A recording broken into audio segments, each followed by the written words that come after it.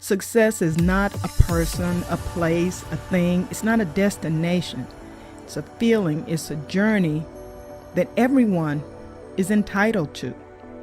Success is something you define for yourself based on your talents, your interests, and your goals. So in the book, I offer tips and strategies culled from years of research, leadership, on-the-job experience, strategies and tips on ways that I think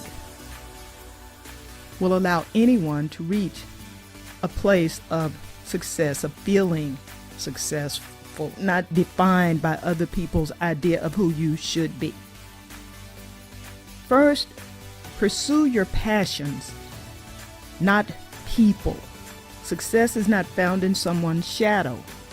Independent women have inner beauty and outer charisma that can't be purchased at a boutique or cosmetics counter. Avoid the fear factor. Every great endeavor has great risk. When you fall forward. Learn from your mistakes in life and love. Then try again more intelligently. Don't be afraid to try again. More importantly, don't be afraid to fail. Thinking you're never going to fail is trying to be perfect. None of us can do that. Fall forward. Delegate. Ladies, we have to delegate. Success demands your single focus, meaning you have to concentrate on one thing sometimes. You can't achieve great outcomes with mediocre effort. We tend to mock men for not being able to multitask. Watch the baby, cook, wash, and plan a vacation while changing a light bulb. Yet, the majority of Fortune 500 CEOs, about 96%, are men.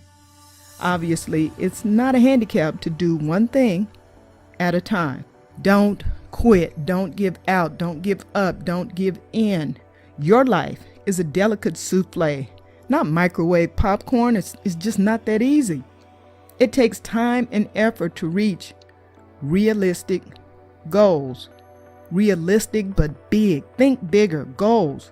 Author Malcolm Gladwell says it takes 10,000 hours to become an expert at a cognitively demanding activity. That's 1,258 hour days of practice.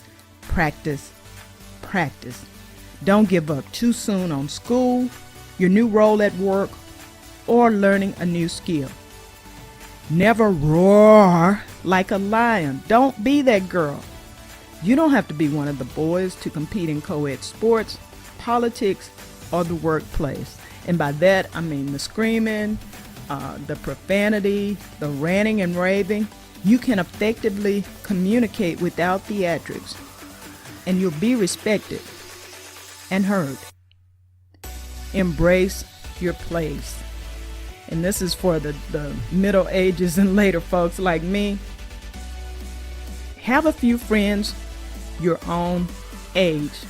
Nothing ruins your self-esteem like being a 50-year-old hanging around with a bunch of 20-year-olds all the time and comparing yourself. You're at different places. Wisdom, knowledge, yeah, physically you're different, but there are a lot of other ways that you're different as well. Be content with who you are. The glamour mags are lying. 40 is not the new 30, and 20 is darn sure not the new 50.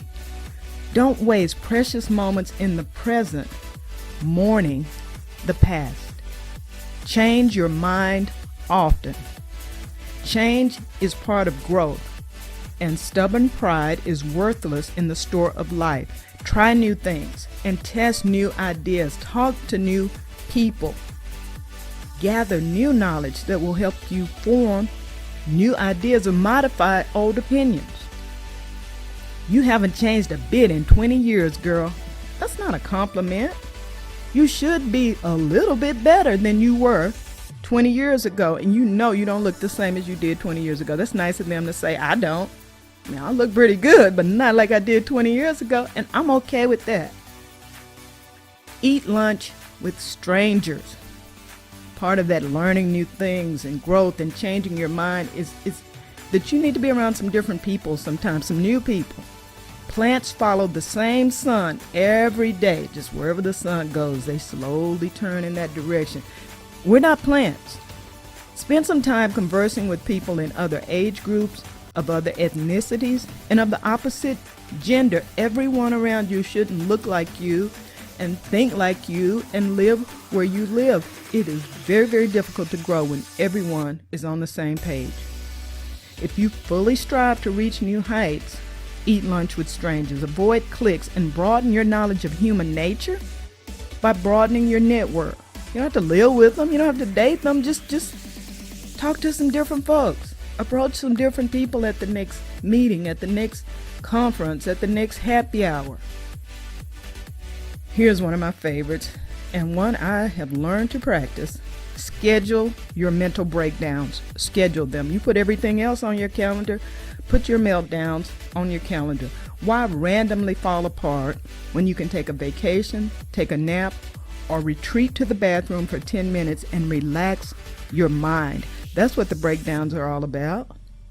We are overdoing it. We are pushing ourselves too much. We're taking on other people's problems, and then we seem to just randomly fall apart. But there are yellow lights warning us all along. The restlessness and the forgetfulness, all of that is your body trying to tell you, hey, we need a break. Science has shown that refreshed bodies are more creative and productive. Lastly, never close your heart unless it's temporarily under reconstruction. Never close your heart unless it's temporarily under reconstruction. Loving your neighbor as yourself is not optional. Love is life. Love heals. Love helps you grow. Don't block everybody out because someone hurt you. A friend, a family member, a partner, an ex-spouse, a current spouse. Never close your heart for good. There's more. If you want to hear it, pick up a copy of Success is a Side Effect: Leadership, Relationships, and Selective Amnesia by Dr. Monica Anderson.